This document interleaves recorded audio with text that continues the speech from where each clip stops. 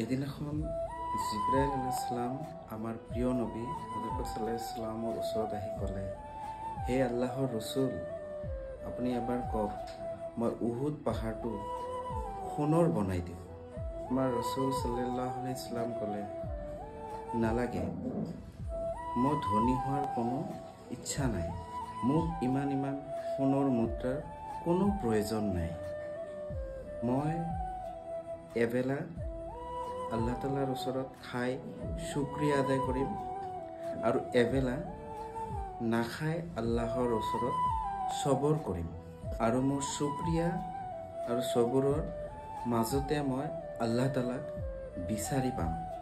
এই ব্যৱহাৰৰ পৰা আমি বাৰু কি শিক্ষা পালো? ৰাসূল সাল্লাল্লাহু আলাইহি ওয়াসাল্লাম পৃথিৱীত আহি কষ্ট কৰিছে, এইটো কিন্তু নিয়তি নাছিলে। তেওঁ